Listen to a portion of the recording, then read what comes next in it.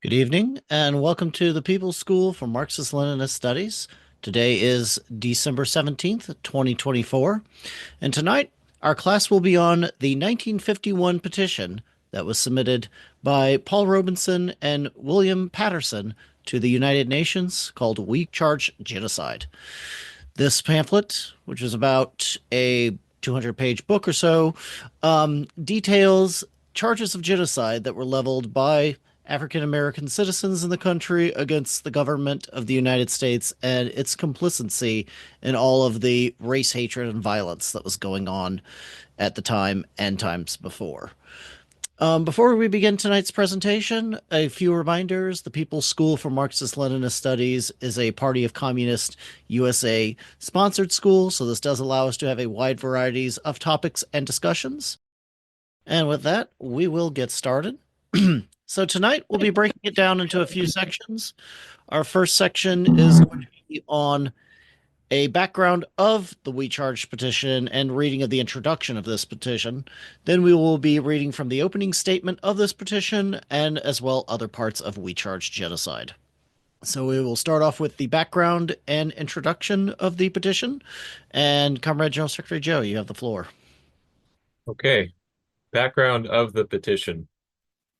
On December 17th, 1951, Paul Robeson and William Patterson submitted a petition from the Civil Rights Congress to the United Nations. It was titled, We Charge Genocide, the Crime of Government Against the African American People. The petition was signed by almost 100 U.S. intellectuals and activists. Robeson led a delegation to present the document at UN headquarters in New York, while the Civil Rights Congress Secretary Patterson delivered it to a UN meeting in Paris. W.E.B. Du Bois was scheduled to accompany Patterson to Paris, but the U.S. State Department prevented him from leaving the country. With the Cold War raging, the U.S. government maneuvered to prevent the United Nations from formally debating or even considering the charges brought in the petition. Working behind the scenes, they were able to prevent any discussion of the petition by the UN Commission on Human Rights. When one of the American delegates to the UN criticized William Patterson for, quote, attacking your government, Patterson replied, it's your government, it's my country.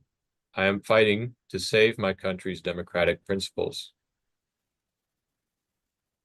On his return to the U.S., Patterson's passport was seized by the State Department so that he could no longer speak to foreign audiences about the denial of human rights endured by non-white Americans. Robeson, too, is prevented from leaving the country. They and other CRC leaders are harassed and persecuted by the FBI and other federal agencies for the rest of their lives. And we'll have a reading of the introduction to the We Charge Genocide. Out of the inhuman black ghettos of American cities, out of the cotton plantations of the South, comes this record of mass slayings on the basis of race, of lives deliberately warped and distorted by the willful creation of conditions making for premature death, poverty, and disease. It is a record that calls aloud for condemnation, for an end to these terrible injustices that constitute a daily and ever-increasing violation of the United Nations Convention on the Prevention and Punishment of the Crime of Genocide. It is sometimes incorrectly thought that genocide means the complete and definitive destruction of a race or people. The Genocide Convention, however, adopted by the General Assembly of the United Nations on December 9th, 1948, defines genocide as any killings on the basis of race, or, in its specific words, as, quote, killing members of the group. Any intent to destroy, in whole or in part, a national, racial, ethnic, or religious group is genocide, according to the Convention. Thus, the Convention states, causing serious bodily or mental harm to members of the group is genocide, as well as killing members of the group. We maintain, therefore, that the oppressed African American citizens of the United States, segregated, discriminated against, and long the target of violence, suffer from genocide as the result of the consistent, conscious, unified policies of every branch of government. The Civil Rights Congress has prepared and submits this petition to the General Assembly of the United Nations on behalf of the African American people in the interests of peace and democracy, charging the government of the United States of America with violation of the Charter of the United Nations and the Convention on the Prevention and Punishment of the Crime of Genocide. We believe that in issuing this document, we are discharging an historic responsibility to the American people, as well as rendering a service of inestimable value to progressive mankind. We speak of the American people because millions of white Americans in the ranks of labor and the middle class, and particularly those who live in the southern states and are often contemptuously called poor whites, are themselves suffering to an ever greater degree from the consequences of the Jim Crow segregation policy of government in its relations with African American citizens. We speak of progressive mankind because a policy of discrimination at home must inevitably create racist commodities for export abroad, i.e., must inevitably tend toward war. History has shown that the racist theory of government of the USA is not the private affair of Americans, but the concern of mankind everywhere. It is our hope, and we fervently believe that it was the hope and aspiration of every Black American whose voice was silenced forever through premature death at the hands of racist-minded hooligans or Klan terrorists, that the truth recorded here will be made known to the world, that it will speak with a tongue of fire, loosing an unquenchable moral crusade, the universal response to which will sound the death knell of all racist theories. We have scrupulously kept within the purview of the Convention on the Prevention and Punishment of the Crime of Genocide, which is held to embrace those acts committed with intent to destroy, in whole or in part, a national, ethnical, racial, or religious group as such. We particularly pray for the most careful reading of this material by those who have always regarded genocide as a term to be used only where the acts of terror evinced an intent to destroy a whole nation. We further submit that this Convention on Genocide is, by virtue of our avowed acceptance of the Covenant of the United Nations, an inseparable part of the law of the United States of America.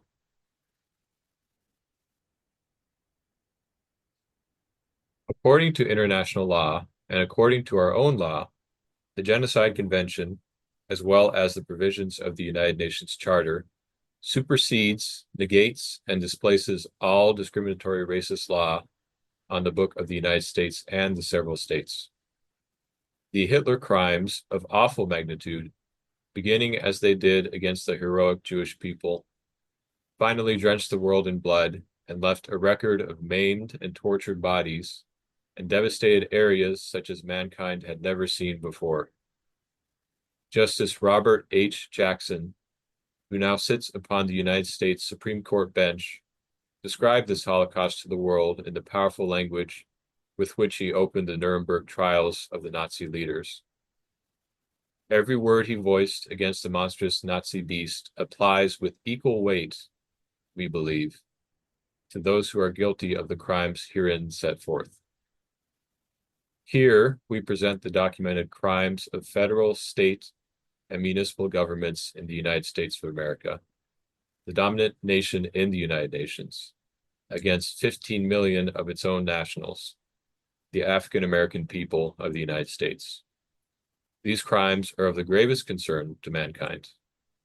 The General Assembly of the United Nations, by reason of the United Nations Charter and the Genocide Convention, itself is invested with power to receive this indictment and act on it. The proof of this fact is its action upon the similar complaint of the government of India against South Africa. We call upon the United Nations to act and to call the government of the United States to account. We believe that the test of the basic goals of a foreign policy is inherent in the manner in which a government treats its own nationals, and is not to be found in the lofty platitudes that pervade so many treaties or constitutions. The essence lies not in the form, but rather in the substance. The Civil Rights Congress is a defender of constitutional liberties, human rights, and of peace.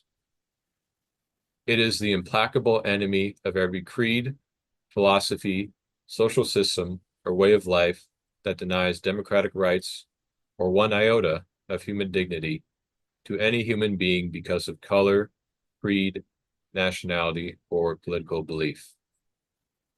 We ask all men and women of goodwill to unite to realize the objectives set forth in the summary and prayer including this petition.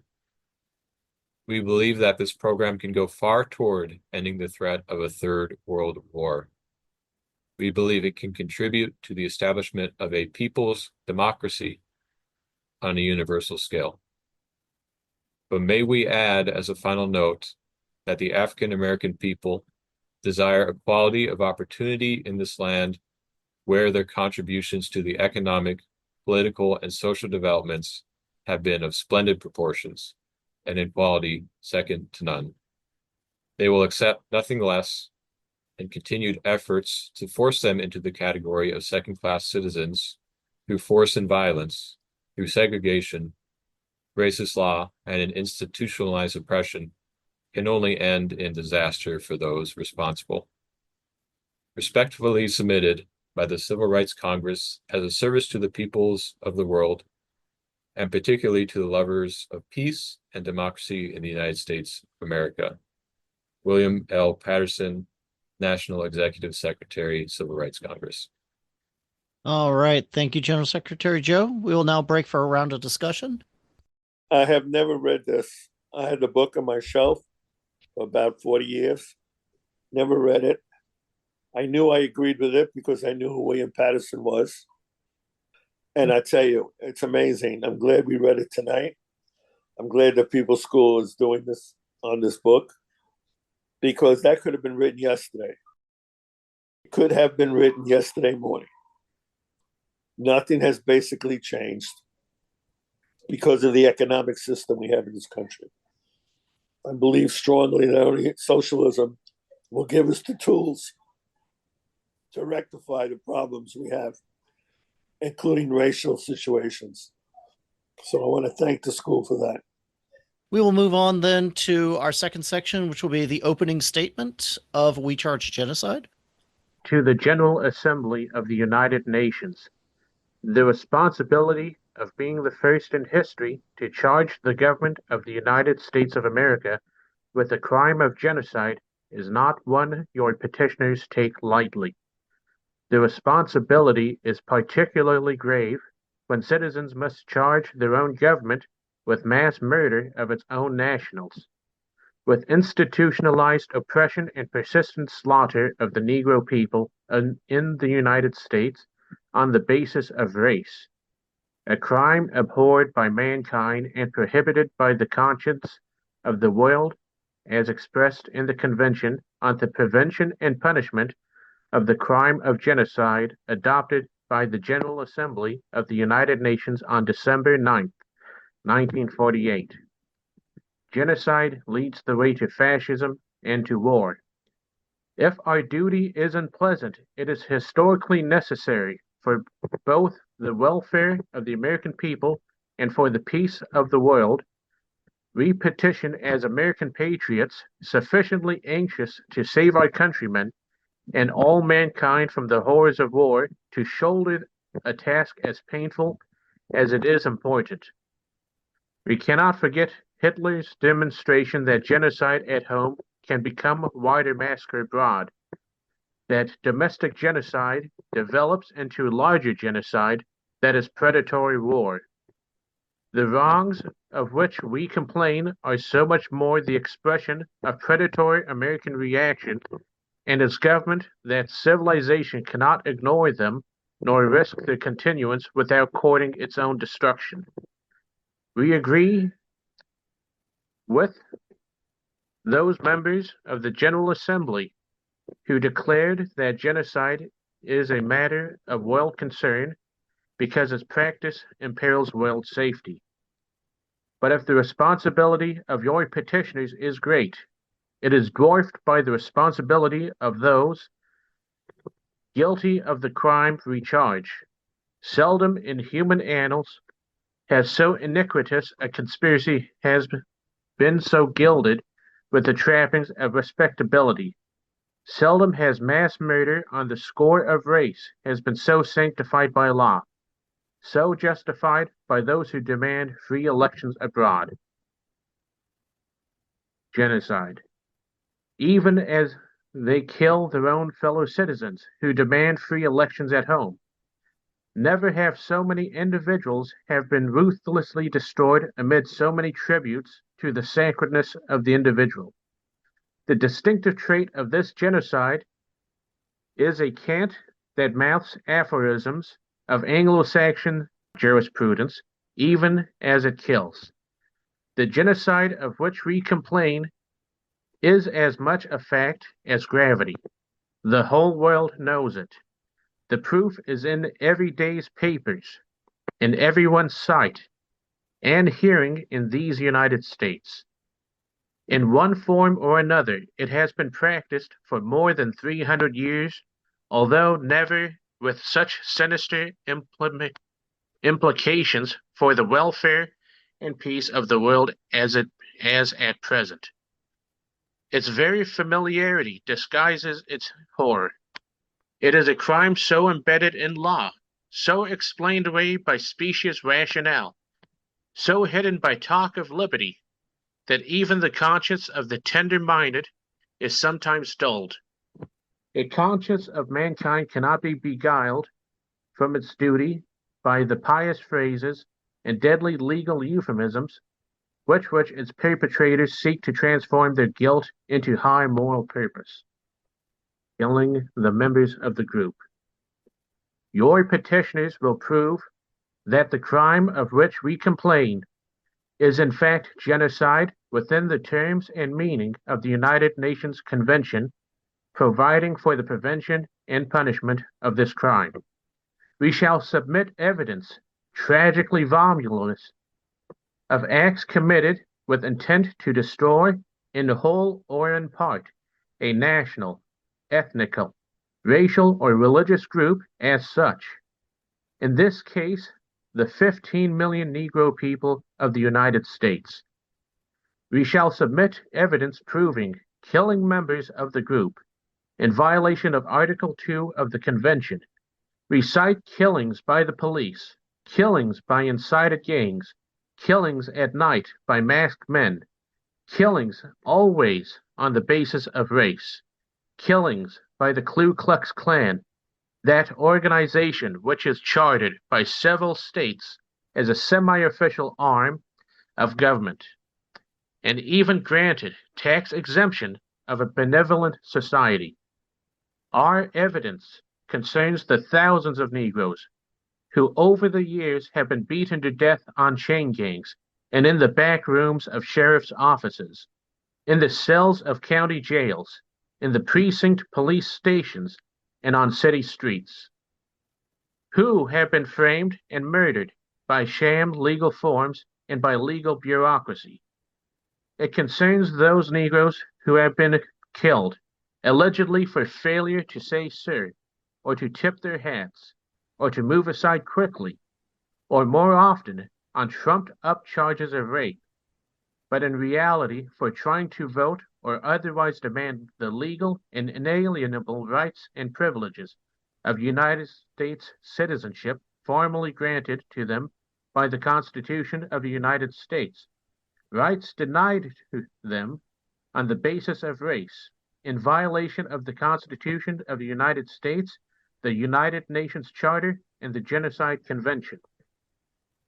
we shall offer proof of economic genocide, or in the words of the convention, proof of deliberately inflicting on the group conditions of life calculated to bring about its destruction in whole or in part. We shall prove that such conditions so swell the infant and maternal death rate and the death rate from disease, that the American Negro is deprived when compared to the remainder of the population of the United States of 8 years of life on average. Further, we shall show a deliberate national oppression of these 15 million Negro Americans on the basis of race to perpetuate these conditions of life. Negroes are the last hired and the first fired. They are forced into city ghettos or the rural equivalents. They are segregated legally or through sanctioned violence into filthy, disease-bearing housing and deprived of law of adequate medical care and education. From birth to death, Negro Americans are humiliated and persecuted in violation of the Charter and the Convention. They are forced by threat of violence and imprisonment into inferior, segregated accommodations, into Jim Crow buses, Jim Crow trains, Jim Crow hospitals, Jim Crow schools, Jim Crow theaters, Jim Crow restaurants, Jim Crow housings, and finally, Jim Crow cemeteries. We shall prove that the object of this genocide, as of all genocides, is the perpetuation of economic and political power by the few through the destruction of the political protest by the many. Its method is to demoralize and divide an entire nation.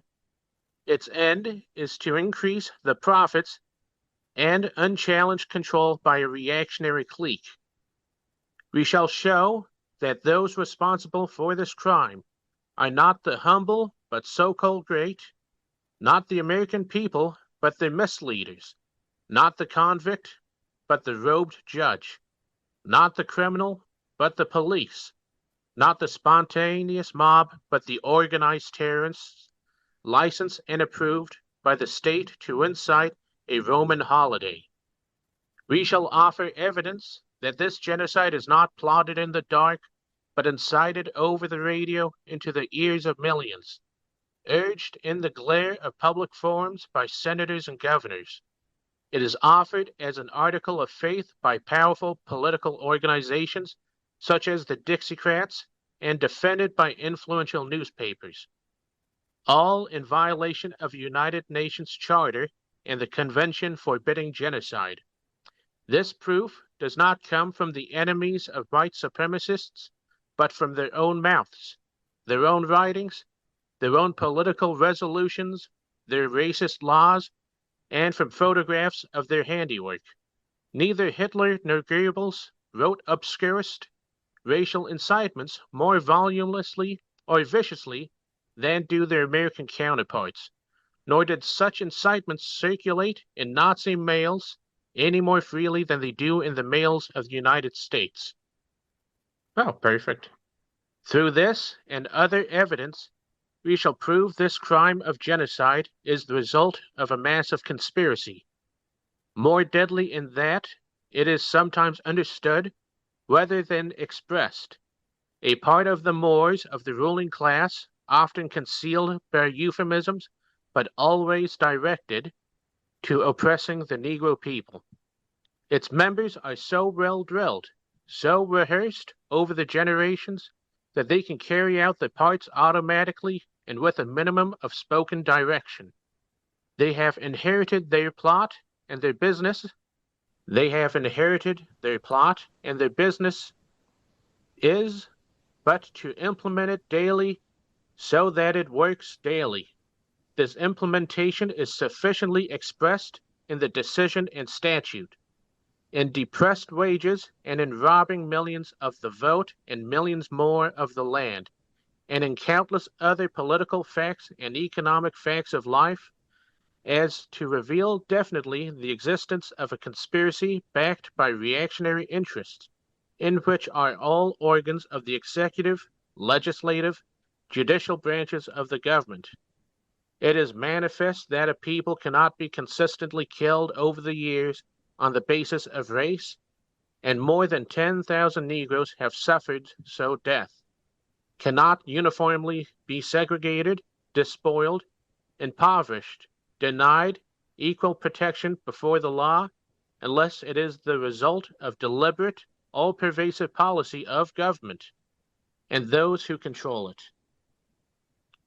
We shall show, more particularly, how terror, how killing members of the group, in violation of Article 2 of the Genocide Convention, has been used to prevent the Negro people from voting in huge and decisive areas of the United States, in which they are preponderant population, thus dividing the whole American people, emasculating mass movements for democracy, and securing the grip of predatory reaction on the federal, state, county, and city governments. We shall prove that the crimes of genocide offered for your action and for the world's attention have in fact been incited, a punishable crime under Article 3 of the Convention, often by such officials as governors, senators, judges, peace officers, whose phrases about white supremacy and the necessity of maintaining inviolate white electorate has resulted in bloodshed as surely as more direct incitement. We shall submit evidence showing the existence of a mass of American law, written as was Hitler's law, solely on the basis of race, providing for segregation and otherwise penalizing the Negro people, in violation of not only Article 2 and 3 of the Convention, but in violation of the Charter of the United Nations. Finally, we shall offer proof that a conspiracy exists in which the government of the United States, its Supreme Court, its Congress, its executive branch, as well as the various state, county, municipal governments, consciously effectuate policies in which, in the crime of genocide, being consistently and constantly practiced against the Negro people of the United States.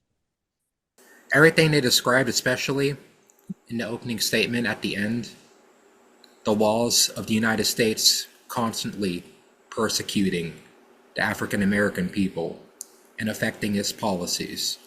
This reminds me of one policy in particular where your favorite Civil War hero, Ulysses S. Grant, even was part of, the Santo Domingo incident. Of course, it was to benefit the white aristocrats that were there and just surveying the area. But there was also the pretense of, hey, we're going to annex this place, we're going to give land to African Americans. The illusion of land, the illusion of freedom. We're going to give that to them. We're going to give them a whole entire state. That never came into fruition. But ultimately, at the end of the day, yes, that is formed policy, our executive branch, our legislative branch, and our judicial branch. And I yield. My understanding is that after World War One, you had a bunch of um, uh, children or the byproducts of Indians and brown people who served in the European theater, and a very famous story is, I believe, one of the children of some Liberian diplomat lived in Nazi Germany. I don't know. I don't know a whole lot about how the Rhine children in particular were treated. But I know Africans weren't treated very well in most of Europe. They were seen as like it was harder for American soldiers to detect like the racism in France, for example. Yeah, I don't know if this is, urban myth or not, but were there some documents to show that actually Hitler got his ideas from watching how Americans treated their African Americans?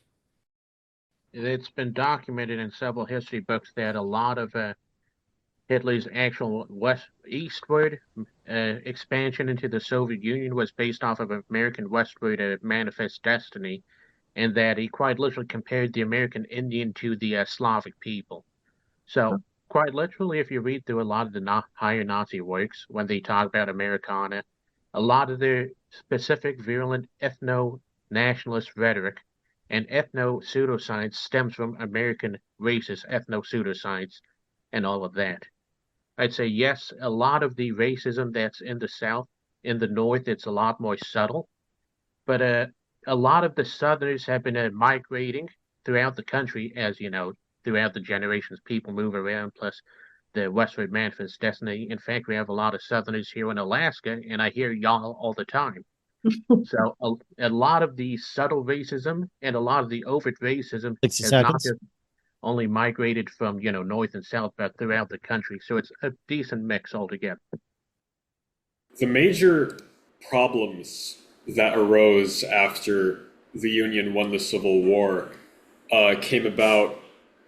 They manifested themselves in a lot of different ways. One of them being the campaign of misinformation spread in the Southern school systems by advocacy groups that supported the Confederacy and also the ideology of slavery. You also had a huge problem where a lot of the regional military as well as political leaders regionally in the South were quite literally just reappointed to their positions in Southern governments. And that manifested in the apprenticeship laws that were given. So after the abolition of slavery, former slave owners would do is that for employment, they would basically force Black orphans as well as other dependents to sign contracts of apprenticeship oftentimes with their former enslavers.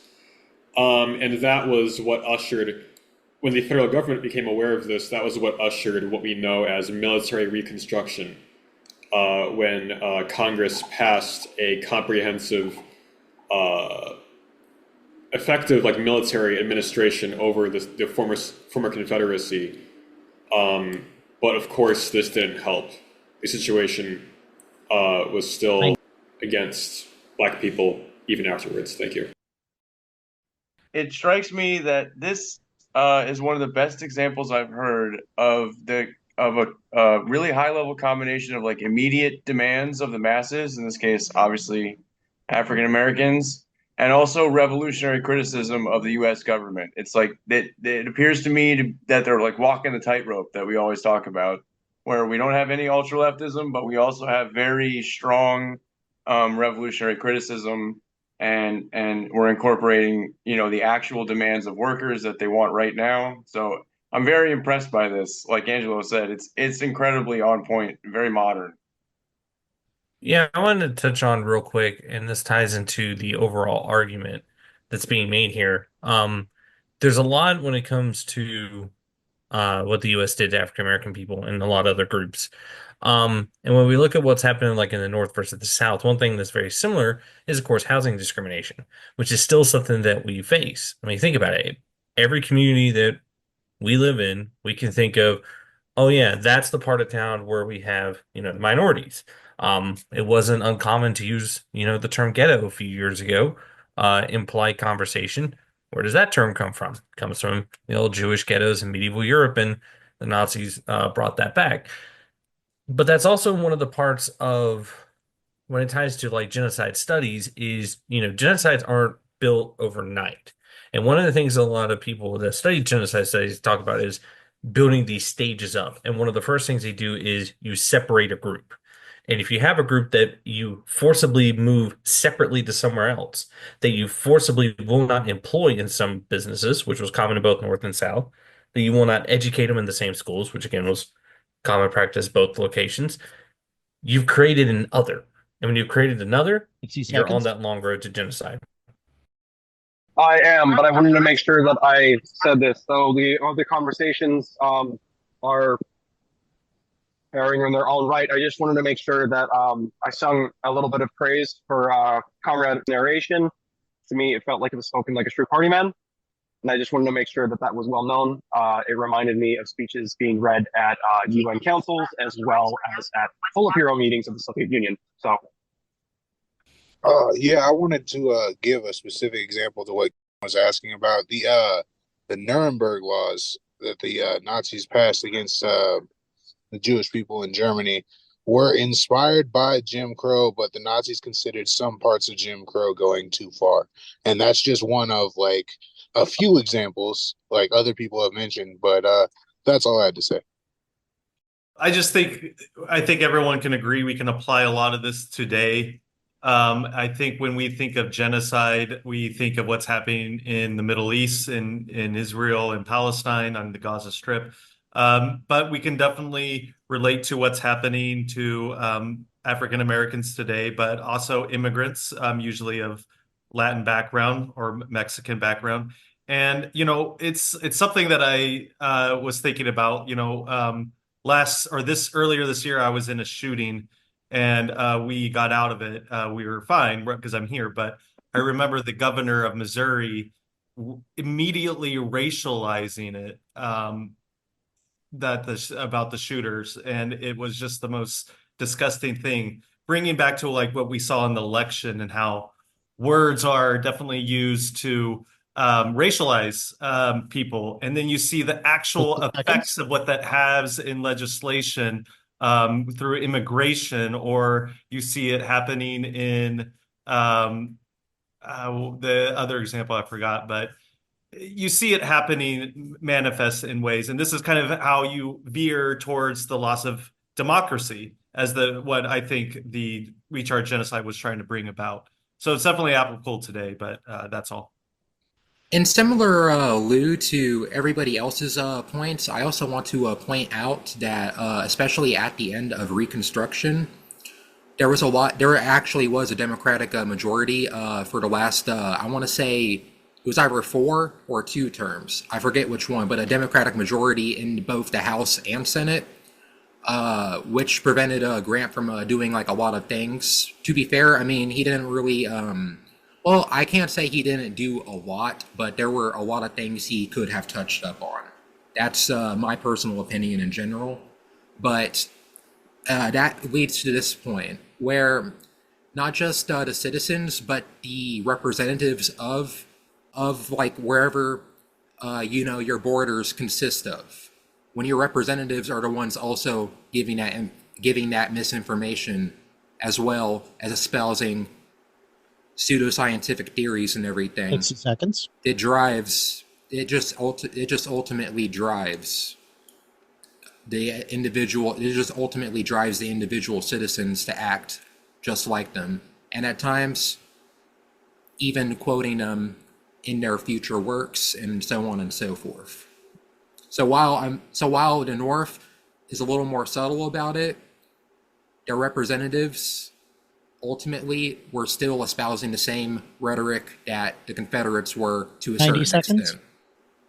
Yeah, I'll make it quick. Color is the whole story. Marx, white labor is enslaved as long as black labor is enslaved. Color, black. In Israel, the local Jews come from Sephardic background. You cannot tell the difference between them and the Palestinians. They're the same color, the same look. It's the white-skinned Jews who came from Europe. They're the ones who look down on the dark-skinned Jews. So it's all over. In this country, I don't know if you know that, but there's a big discussion in the black community years ago in the 70s. Oh, well, you're black, I'm lighter, I'm white. Remember that singer, Jackson? He colored his skin to be white, and he had aspirations to be white. So it's not really the race, it's the color of the skin that seems to be the line of demarcation. dehumanizing somebody. Thank you. Thank you, Carmen Angelo. With that, we'll go to the next section now. We're going to read some other passage sections from We Charge Genocide. Okay, the problem, agrarian in origin.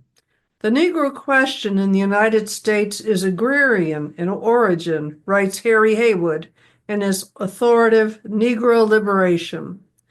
It involves the problem of a depressed peasantry living under a system of sharecropping, riding boss supervision, debt slavery, chronic land hunger, and dependency. In short, the plantation system, a relic of chattel slavery.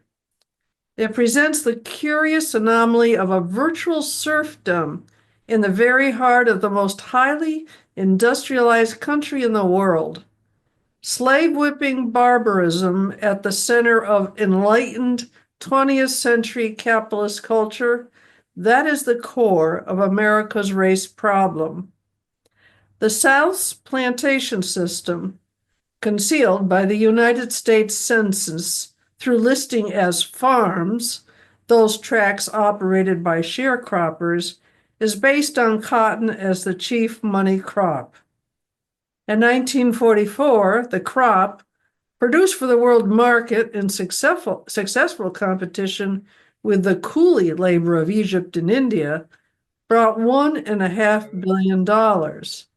The growing and marketing of this crop by the comparatively few large landowners who dominated this phase of American culture rests on large-scale credits advanced in the last analysis by the country's largest banks.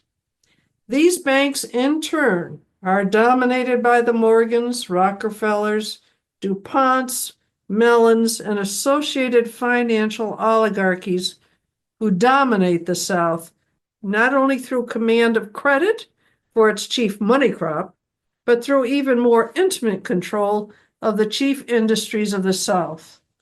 Thus, they profit not only from the exploitations of the sharecropper, but from the depressed industrial wages that result from this exploitation.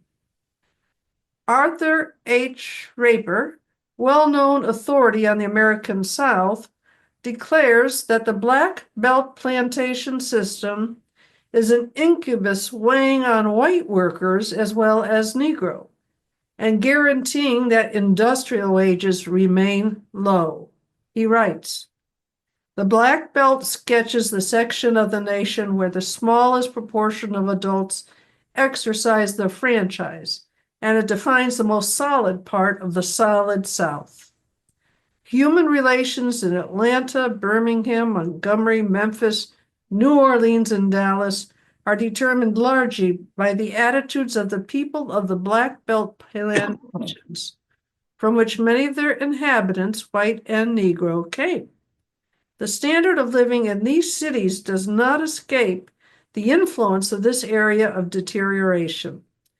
No real relief can come to the region so long as the planter, who wants dependent workers, can confound the situation by setting the white worker over the black worker. And so long as the industrialist, who wants cheap labor, can achieve his end by pitting urban labor against rural labor. There are literally millions of farm laborers in the Black Belt who are eagerly waiting an opportunity to work for wages even smaller than are now being paid textile and steel workers in southern cities." Genocide for profit. Thus, the foundation of this genocide of which we complain is economic. It is genocide for profit.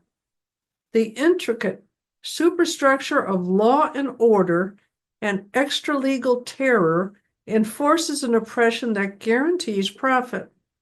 This was true of that genocide, perhaps the most bloody ever perpetrated, which for 250 years enforced chattel slavery upon the American Negro. Then, as now, It increased in bloodiness with the militancy of the Negro people as they struggled to achieve democracy for themselves. It was particularly bloody under slavery because the Negro people never ceased fighting for their freedom. There were some 250 years of chattel slavery in the United States. The genocide that was American slavery, the killing of part of the group so that the remainder could more readily be exploited for profit, resulted in 2 wars. The first was the aggression against Mexico in 1846, seeking more territory for the expansion of slavery. The second was the 19th century's deadliest war, the Civil War of the States. The American Civil War was a revolutionary war in which the American people destroyed the Slavocracy, that minority of slaveholders who had controlled the country and its government for generations. In the wake of this conflict, a rising industrialism, then the dominant and most revolutionary current in American life, joined with 4 million liberated slaves and the poor whites of the South to impose its democracy on the former Slavocracy, giving the Negro the right to vote and to participate in the South's political life. The War Amendments, the historical background. It was during this progressive period, before industry had pyramided into monopoly, and in an effort to complete the revolutionary struggle, that the 14th and 15th Amendments to the Constitution were passed to assure full and unimpeded rights of citizenship to the Negroes. The 14th Amendment was ratified in July 1868, the 15th on March 1870. If these constitutional safeguards were enforced, instead of being effectively abrogated by administrative and legislative action and inaction, backed by perverse judicial decisions of the United States Supreme Court, it is unlikely that this petition would be necessary. The 14th Amendment provides no state shall make or enforce any law which shall abridge the privileges or immunities of the citizens of the United States, nor shall any state deprive any person of life, liberty, or property without due process of law, nor deny to any person within its jurisdiction the equal protection of the laws. The 15th Amendment asserts, the right of citizens of the United States to vote shall not be denied or abridged by the United States or by any state on account of race, color, or previous condition of servitude. It adds that the Congress shall have power to enforce this article by appropriate legislation. The federal government's chief legal arm, the Department of Justice, holds that Congress has passed no enabling legislation permitting it to move for the enforcement of these laws. Theron Lamar Caudle, Assistant Attorney General and head of its criminal division of the Department of Justice, explicitly declaring in 1946 that the federal government is powerless. For a short time, the federal government under the Republican Party gave force to these amendments. Democracy flourished. A free public school system was established for the first time in the South. Thousands of Negroes joined with Democratic white officials to govern and administer states, cities, and counties, serving as legislators, mayors, tax assessors, members of school boards, and peace officers. 23 Negroes were elected by the Southern people to the United States Senate and the House of Representatives, 13 of them being former slaves. All remnants of slavery, all forms of segregation and discrimination were abolished by laws which for a short time were enforced. The Republican Party, however, then the nation's dominant party and the instrument of a northern industry fast becoming trustified, deserted the Negro people in 1876. They made a political deal with Southern Democrats, which made the Republican Hayes president in return for giving a free hand in the South to the former slaveholders. This political deal merely formalized the alliance of Northern industry and Southern Bourbons to put down the growing resistance of labor and the farmer to the grasping power and wealth monopoly. Southern Bourbons were obviously safer allies for defending the status quo than the progressive Negro-White alliance in the South. The Negro people fought back chiefly through the populist parties that opposed the Wall Street trusts through the 80s and 90s of the last century. But their fight became more hopeless against the increased power of American monopoly. Terror was unleashed against them at home. There are almost 2,000 recorded lynchings from 1889 through 1901, according to the minimal count of Tuskegee Institute. Side by side went terror, unleashed abroad as American imperialism entered the international arena by subjugating the Filipino, Puerto Rican, and Cuban peoples and reduced many Latin American countries to economic and political vassalage. The growth of terror.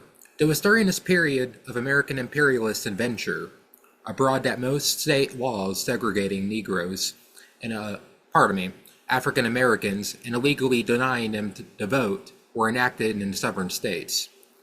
Disenfranchisement laws were passed in Louisiana in 1898, in North Carolina and Alabama in 1901, Virginia 1902, Georgia 1908, Oklahoma 1910. But they codified what was taking place in life. They disenfranchised poor whites as well as Negroes, thus breaking the populist movement. It was during this period, too, in which African Americans still had a remnant of political power, that the spurious charge of rape was elevated into an institution and an extra-legal political instrument for terrorizing all African Americans, particularly those demanding their rights under the Constitution. With charge of rape, reaction sought to justify its bestiality and to divorce from the African Americans those white allies who had helped to carry out the democratic practices of Reconstruction. In November 1898, during the Spanish-American War, Colonel A.M. Waddell said in North Carolina, according to the Raleigh News and Observer, that we are resolved to win the elections in Wilmington, North Carolina, if we have to choke the current of Cape Fear with carcasses. The time for smooth wars has gone by. The extremist limit of forbearance has been reached.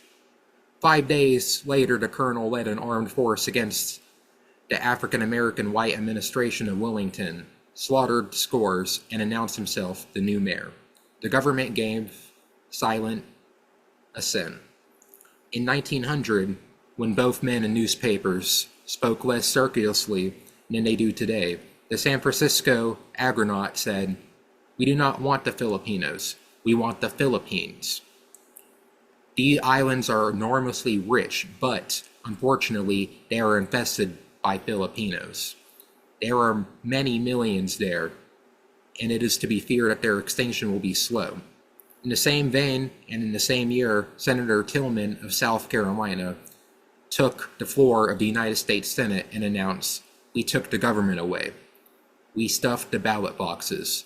We shot the Negroes. They are not ashamed of it." Genocide and civil war.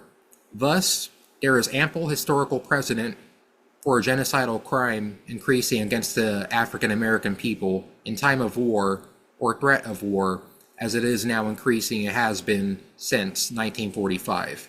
As Senator Edwin C. Johnson remarked on May 17, 1951, in the United States Senate calling for an end of the Korean War, that conflict is a breeder of racial hatred.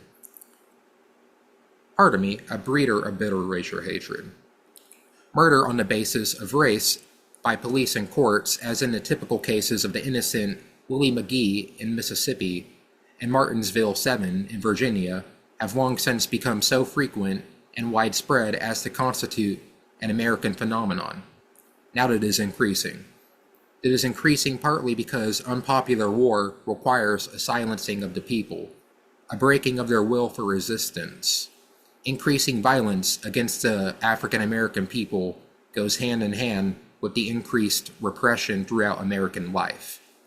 The passive conformity found in American universities where any new or democratic idea is suspect, according to the New York Times, is but part of this larger pattern. Reaction knows that liberty is individual, that a victory for the African American people in their fight for freedom may as well presage a victory for labor and the forces of peace. Moreover, the fears that the clamor against this baleful American crime against genocide by the government of the United States is unendurable when all inequity is supposed to rest with the enemy. The very presence of the African American people in the United States under the existing circumstances is an indictment and an exposure that evokes hatred against them. In addition, the great majority of African Americans are for peace, and peace endangers profits. George Bott, General Counsel for the National Labor Relations Board, had formerly ruled that advocacy of peace by a worker is a cause for mischarge. The Venerable Dr. W.E. Du Bois, elder statesman of the African American people, man of letters and scholar of international renown, has been indicted by the government of the United States for his advocacy of peace. Such advocacy, as it is charged, makes him a foreign agent. Paul Robeson, a spokesman for the African American people who is known and honored the world around, has been denied a passport for travel abroad because he speaks uncompromisingly for peace. His voice, too, endangers the profits from war. All of these factors combine to make the African American people in the United States an increasing target of reaction's genocidal fury. The end of genocide means peace. This genocide of which your petitioners complain serves now, as it has in previous forms and past, specific political and economic aims. Once its goal was the subjugation of the African American people for the profits of chattel slavery. Now its aim is the splitting and emasculation of mass movements for peace and democracy, so that reaction may perpetuate its control and continue receiving the highest profits in the entire history of man. That purpose menaces the peace of the world as well as the life and the welfare of the African American people, whose condition violates every aspect of the United Nations' stated goal, the preservation of, in quotes, of peaceful and friendly relations among nations, by promotion of, in quotes, respect for human rights and fundamental freedoms for all without a distinction as to race. Our case is strong because it is true. We cannot effectively deny that our mortal dies, so that it cannot be convincingly said that the African Americans in the United States are not prosecuted, segregated, assaulted, and killed day in and day out on the basis of race and in such numbers as to make this oppression an American institution. Therefore, we solemnly ask the General Assembly to condemn this genocide on the score that it is not only an international crime in violations of the United Nations Charter and the Genocide Convention, but that it is a threat to the peace of the world. The end of genocide against the African American people of the United States will mean a returning this country to its people. It will mean a new growth of popular democracy and forces of peace. It will mean an end to the threat of atomic war. It will mean peace for the world and all mankind. Any questions or comments? For me, reading through this work, I was very struck of just how much today still this is relevant and prophetic to forces and events that have been going on in the world here. And so just I'd love to see this republished one of the days. Good evening, everybody. Several things that jumped out at me from this reading was the acknowledgement of how domestic and foreign policy in the US are very much tied together. I noticed, in this past election, people were very comfortable ignoring, the democratic support of genocide in Gaza for professed, liberal policy at home. But that's really not possible. And the tools that have been developed committing genocide against African Americans and Native Americans in the US are exported and developed abroad, refined, and then brought back home in the form of militarized police. And the phrase liberty is indivisible really jumped out at me at how the struggles of all people are intertwined, and you can't really ignore any one part of that in favor of boosting up one group. It has to, you can focus on one group as our mass movements do, but with the acknowledgement that everything is tied together. And, the rising tide raises all ships, hopefully. I'd also like to point out how the reading emphasizes that liberal democracies are also capable of genocide, just as fascist governments are. I think that's something that I hear a lot in political talk with people. There's a belief that liberal democracy is good and won't commit genocide, but a lot of the genocides that have been committed in the world have been done in the name of liberal democracy and by liberal democracies, such as the United States. I'd also like to say about nuclear weapons, and to tie this again to the genocide of the Native American people, how much of the uranium that was mined for nuclear bombs was mined on the Navajo Nation, and that the oppression and genocide of the Native American people is what allowed the US government to develop nuclear weapons to commit mass terror in the world. Thank you, comrade. On that note as well, look up where a lot of the missile silos are concentrated at. You'd very quickly find, they're next to all the native lands.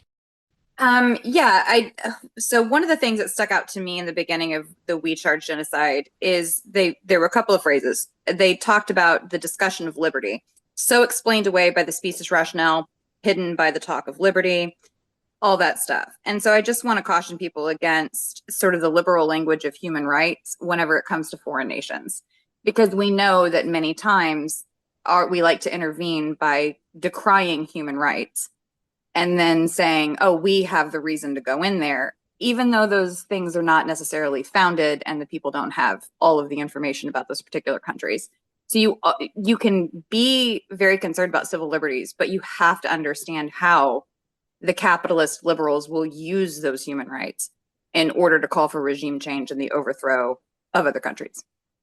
To just echo what the previous comrade said, we can definitely connect this to today, and we can see, what's happening in Syria, like we mentioned Palestine, and just think about all the anti-Islamic and Arab rhetoric that has been kind of pushed in the years, and same with anti-Latino rhetoric as well. When we think of what they try to do in Bolivia or what they're trying to do in Cuba. And like it was mentioned in the text, it's just we don't want the Filipinos, we want the Philippines. And this is just sort of, a reoccurring effect of that. But that's all. Yeah, that reminds me of that Michael Parenti quote. The Philippines are rich. Brazil is rich. Chile is rich. It is the people that are poor because they are overexploited. Thank you. I appreciate that. Yeah, again, listening to some of those words, yes, I do agree. We need to republish a good part of this. There's no two ways about it. The one that got me, and I think we need to use and could use, is that a victory for the Negro people in their fight for freedom can presage victories for the rest, like the workers and all that kind of stuff. So it dawned on me that it's easier, of course, to work on oppressed groups And if you keep them down, then you have a better chance of keeping, say, a larger majority of groups. And I think that's something that we really need to rethink, especially with our Black Liberation Commission. That's all. Thanks. As we're reading this, I'm saying we need to do a thing like this again, not just reprint some of this. We need for the Civil Rights Congress today to begin to enact a document that would be presented to the United Nations General Assembly. As simple as that. And it should be something about we continue to charge genocide. Put the word continue in there. That would be apropos. The news will pick it up. And I think the Civil Rights Congress should do that. Thank you. Thank you, Dr. Giangelo. All right. If there are no other questions or comments, we'll go to our wrap-up and announcements. New Outlook Publishers is our sister publishing house, and for an update of that, I will turn the floor over to Comrade. You have the floor, sir. Please visit our partner publishing house, New Outlook Publishers. You can find a lot of great works, and it helps support the school. You can find it at newoutlookpublishers.store. Thank you, Comrade. We will close out tonight with a well-known Billie Holiday song, Strange Fruit. Southern trees bear strange fruit.